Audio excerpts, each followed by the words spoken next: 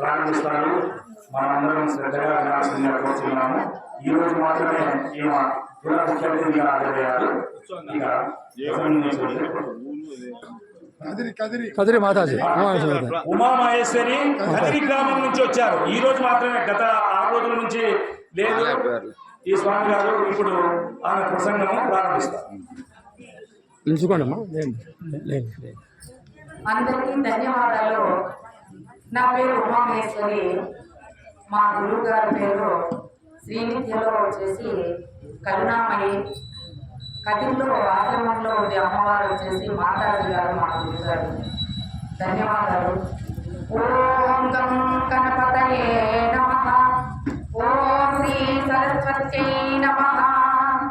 ఓం శ్రీ గురుభ్యో నమః.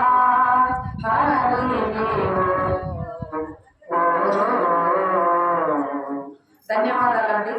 సమస్త ఆత్మీయ బంధువులందరికీ కూడా ఆ పరమాత్మ చైతన్యానికి, మీ అందరిలో ఉన్నటువంటి ఆ పరమాత్మకు ధన్యవాదాలు.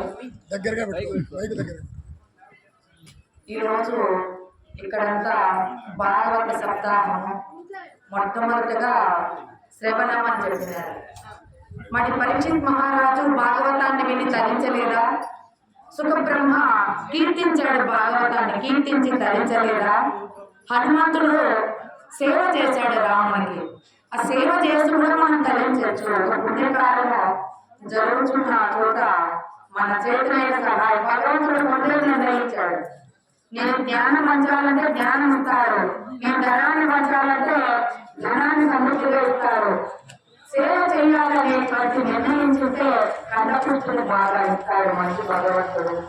కాబట్టి మనం ఏది సేవ చేయగలిగితే అది చేసి ధరించాలని భాగవత మనకు ప్రచారం చేస్తుంట గొప్పగా నన్ను ఇక్కడికి ఇచ్చినటువంటి బాలకృష్ణారెడ్డి సార్ గారికి, రాయలసీమ ఇన్ఛార్జ్ మీడియేటర్ అయినటువంటి ఆ సార్ గారికి ఒకసారి ధన్యవాదాలు. నాకు జన్మనిచ్చిన తల్లిదండ్రులకు, ఇంత విద్య నేర్పిన ఎంతో మంది గురువులు, ప్రతి ఒక్కరు గురువులే. తల్లి దగ్గర ఎంతో నేర్చుకుంటున్నాం, తోటి బంధువుల దగ్గర ఎంతో నేర్చుకుంటున్నాం. మనము మొట్టమొదటిగా భగవద్గీతలో ఏం చెప్పారంటే, అనన్యమైనటువంటి భక్తి ప్రపత్తులతో ఎవరైతే నన్ను ధ్యానిస్తారు వాళ్ళ యొక్క యోగక్షేమాలన్నీ నేనే బతికాను అన్నాడు. అనన్యా చింతయంతో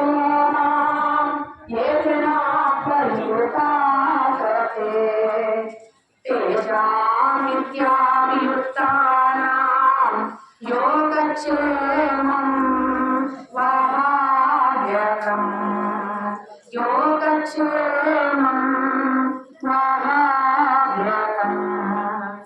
అనన్యమైనటువంటి భక్తి ప్రపత్తులతో నన్నే ధ్యానించి నిరంతరం నన్నే స్మరిస్తూ ఉంటారు, వారి యొక్క యోగక్షేమాలన్నీ నేనే వహిస్తాను అన్నాడు.